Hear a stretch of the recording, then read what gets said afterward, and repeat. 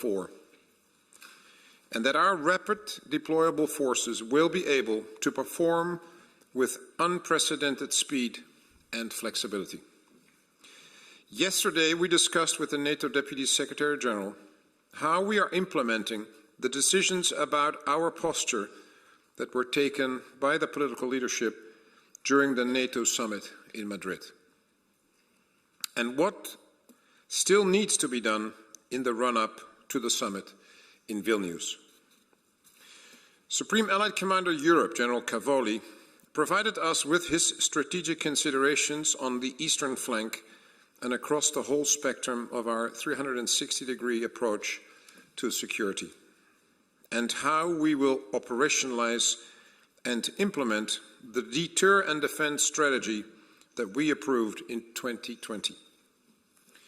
Supreme Allied Commander Transformation, General Lavigne, provided us his insights into balancing capability and capacity, and shared with us the strategic observations from the war in Ukraine. Today, we dedicated a special session to the military situation in and around Ukraine. On behalf of the Ukrainian Chief of Defense, General Zaluzhny, the military representative of Ukraine, Major General Serhiy Salkutsan, detailed the Ukrainian strategic objectives and the support that is required to obtain those objectives.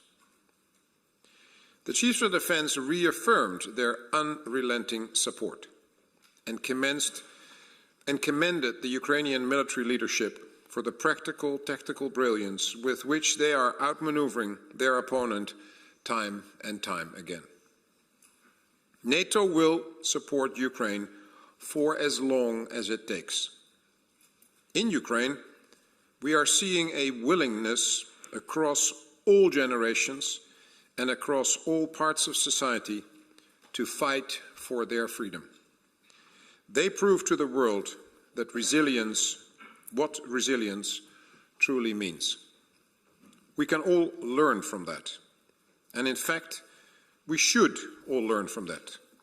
Because in this new era of collective defense, we need all allied societies to place more emphasis on resilience, to be always able to expect the unexpected. During this meeting, we looked at how we can help our 3.2, soon to be 3.5, with Finland and Sweden, million men and women in uniform to perform their sacred task in keeping 1 billion citizens safe. Today, the Chiefs of Defense met with their K4 operational partners, being Armenia, Austria, Finland, Ireland, Moldova, Sweden, Switzerland and Ukraine, to discuss the situation on the ground and the security environment. We also discussed NATO's non-combat and capacity building mission in Iraq with our operational partners Sweden, Finland and Australia. Both in K4 and in NMI, allied men and women in uniform are doing outstanding work to promote stability and security. But the responsibility for freedom does not fall on the shoulders of those in uniform alone. In this new era of collective defense, it is up to us all to prevent conflicts from escalating, to show resilience, and to be ready to expect the unexpected. I will now give the floor to our Supreme Allied Commander. First, the Supreme Allied Commander Europe, General Cavoli. The floor is yours. Thanks, Rob. Good afternoon, everybody. I'm very pleased to have the opportunity to speak with you a little bit today. And I thought I might take a few minutes to talk to you about the changes that we're making in the alliance to reinforce both stability and security as we go forward. So following Russia's illegal invasion of Ukraine, the alliance very quickly fundamentally changed its posture. We activated our strategic plans, and this dramatically allowed us to increase our military presence on the eastern and southeastern borders of the alliance. We began conducting enhanced vigilance activities in all domains in air, land, sea, space, and cyber. We rapidly reinforced our presence on the ground on the eastern flank with thousands of troops, hundreds of aircraft, and dozens of ships within just days of the conflict's outbreak. We doubled the number of battle groups under NATO control in the eastern part of the alliance from 4 to 8, and now we have increased our ability to reinforce them up to brigade level upon need.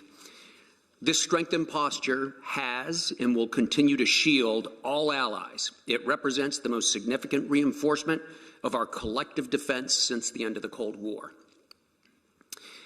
Our new strategy for the deterrence and defense of the Euro-Atlantic area, which Rob alluded to a moment ago when he described the DDA, this has focused us back onto collective defense. So for some years, for many years, we were focused on crisis management and out-of-area operations, and we have resolved with this new strategic approach to return our primary focus to the task of collective territorial defense.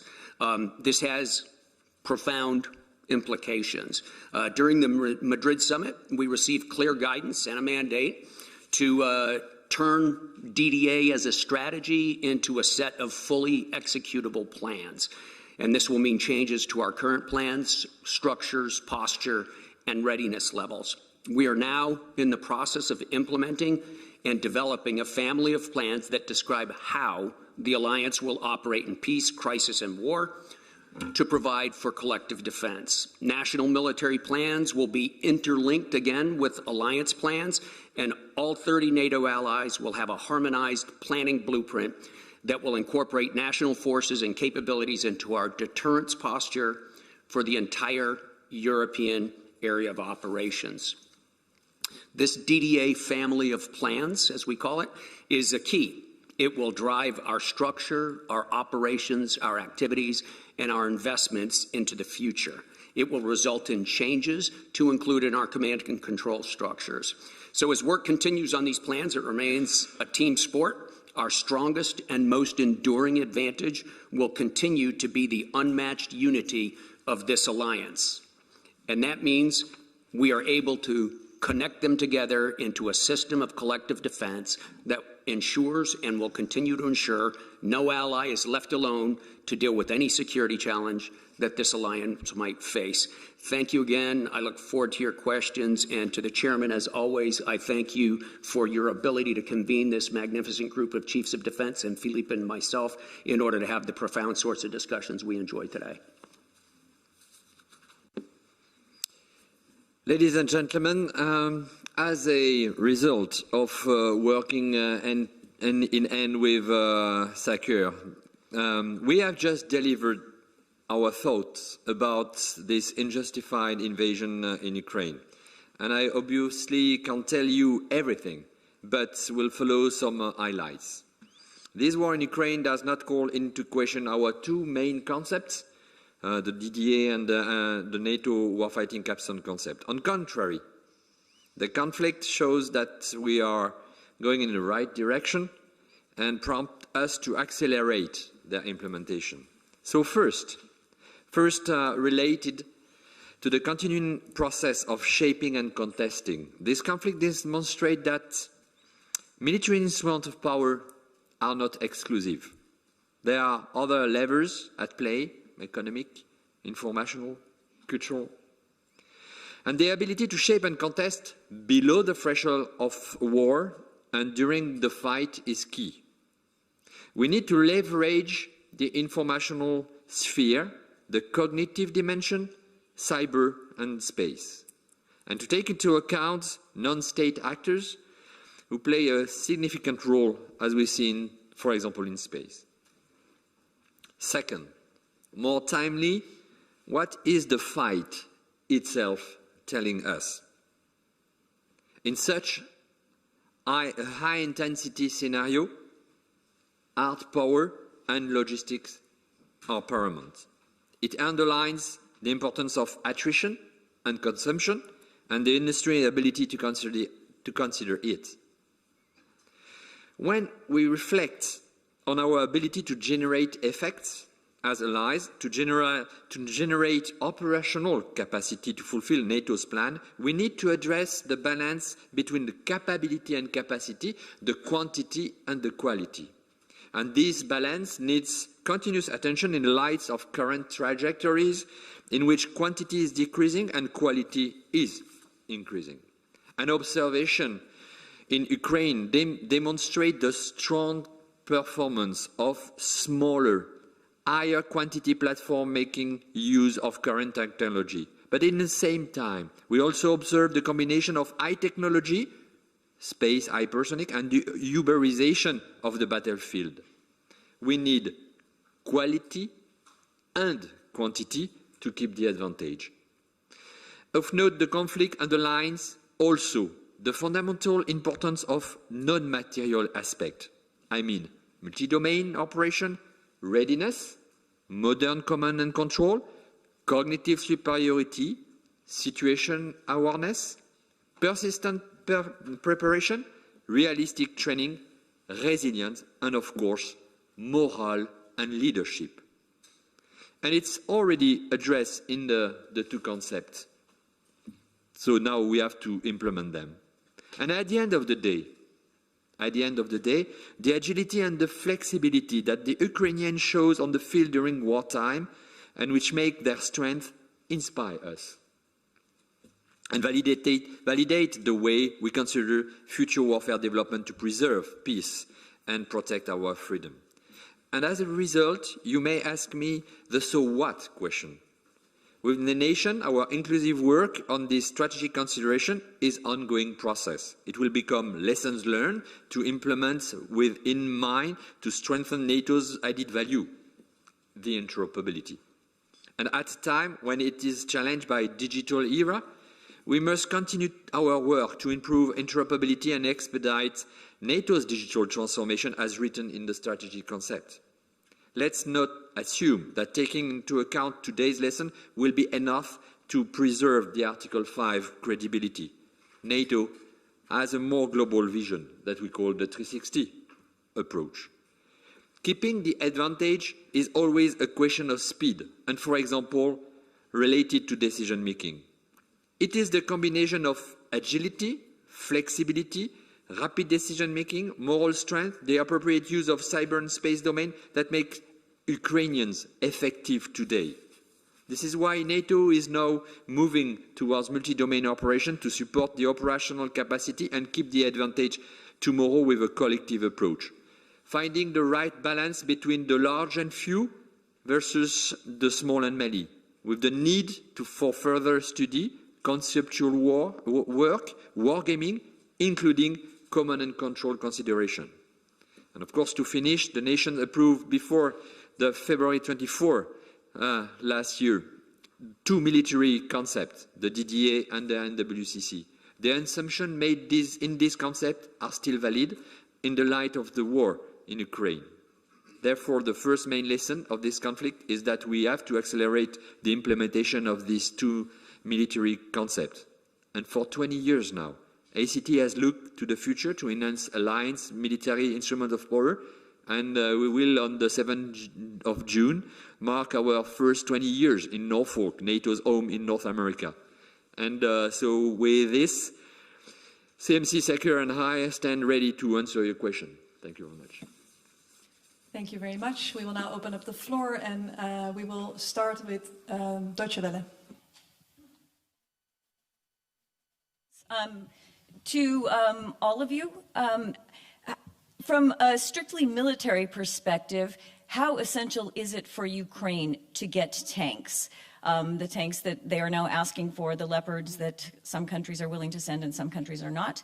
And how, separately, on the question of ammunition and artillery, the Ukrainians have been saying for a long time, or they had been saying, that they were short on ammunition and that this could win or lose the war. How well have you done on opening up production lines, speeding up the production, specifically on ammunition and artillery? Thank you.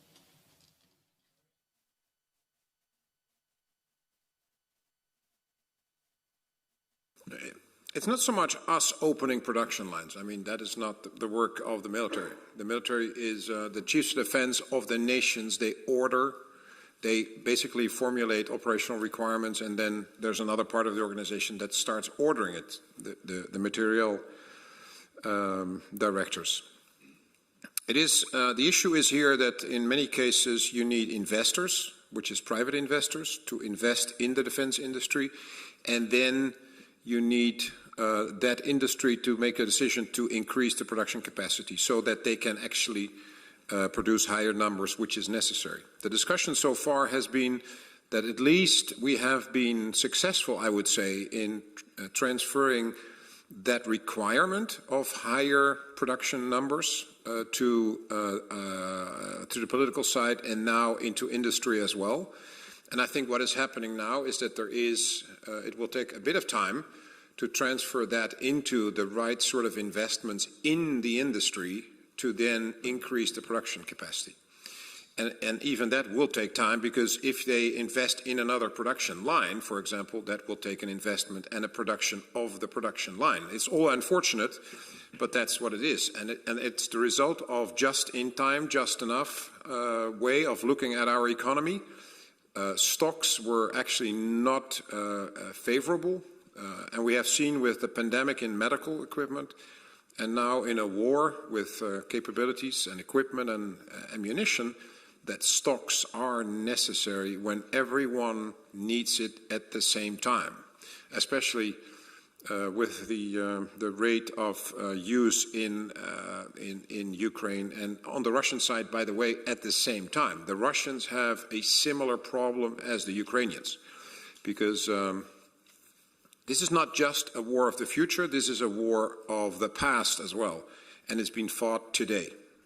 It's trench warfare of 1914, 1918, and there is cyber and drones and things like that. So it is a combination of very old and very new at the same time today.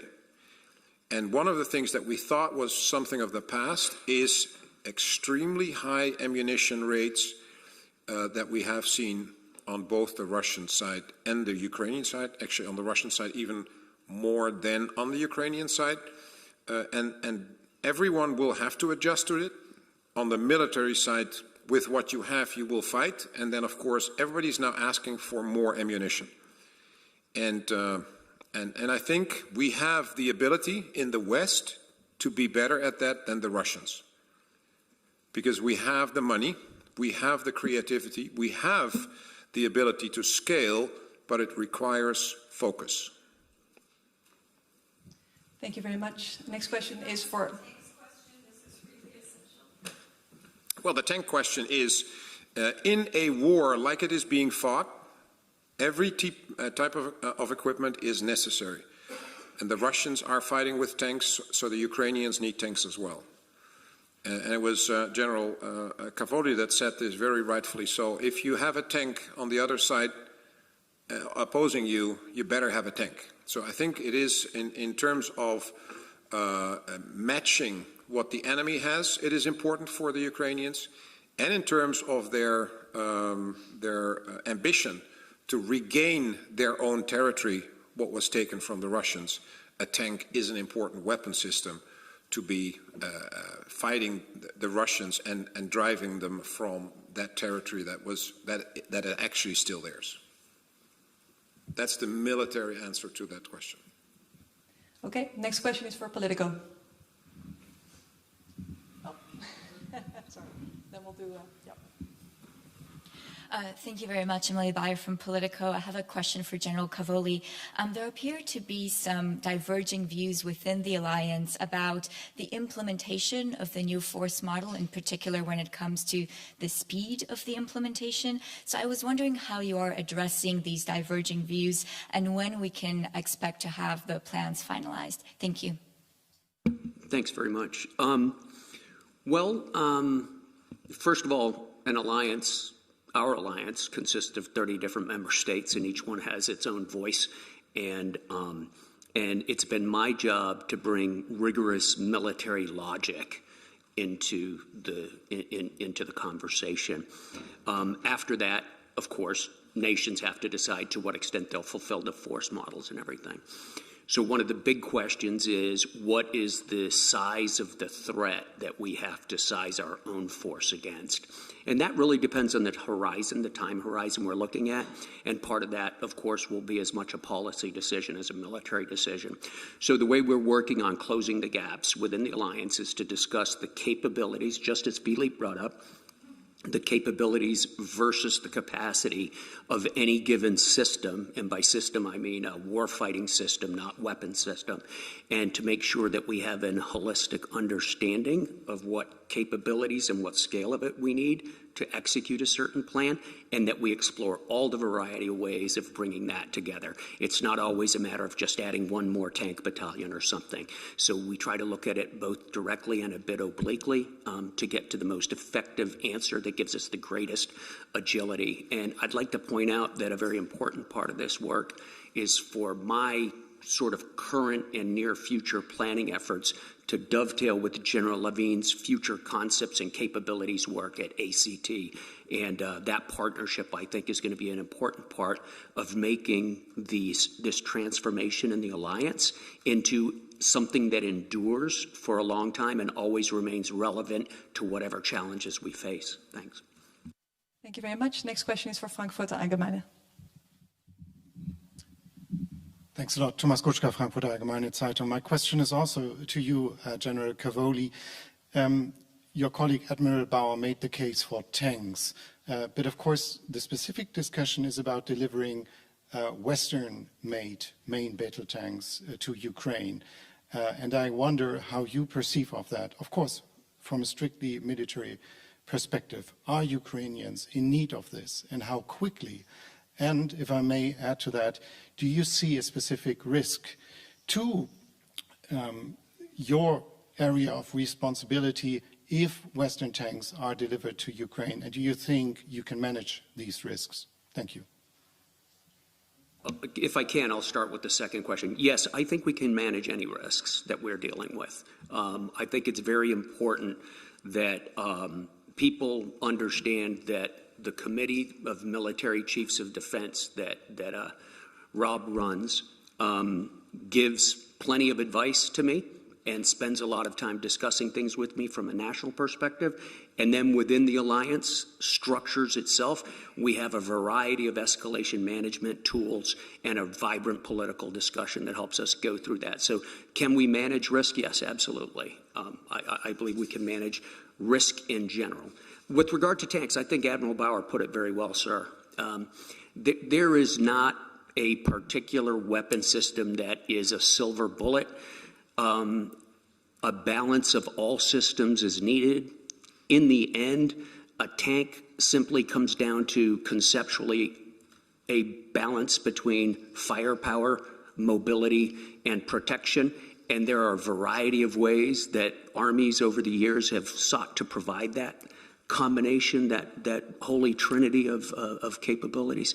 So there are a lot of things that go into this question. With the question regarding Western tanks, I think it's clearly the case that Western technology, modern Western technology, is outperforming Russian technology.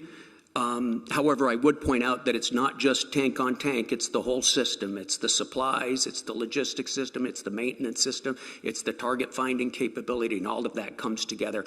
So the complex of an army is much more important than any one of its individual parts. So I hope that was helpful. Thank you very much. Bruxelles 2.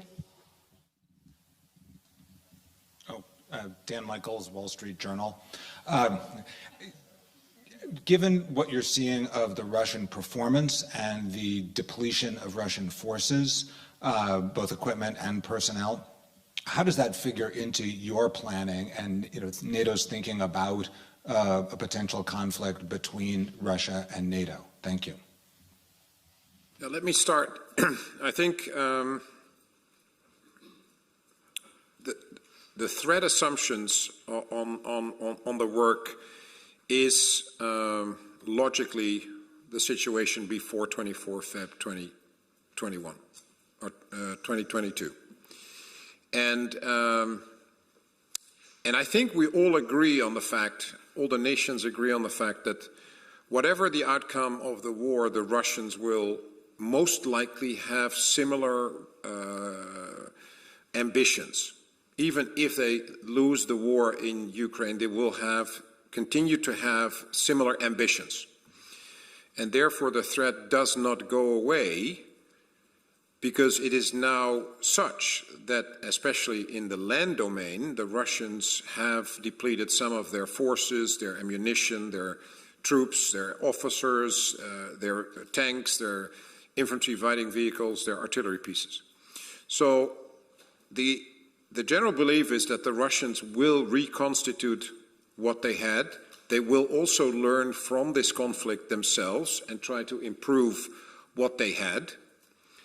So that will most likely, further down the road, have implications for our plans, not immediately, because it will have to materialize. And the discussion on how fast will the Russians be able to reconstitute to the pre-war situation, and then even improve, because they were not very successful in that on that moment when they invaded Ukraine, is going to take time. And is that 3 to 5 years? Is it 3 to 10 years?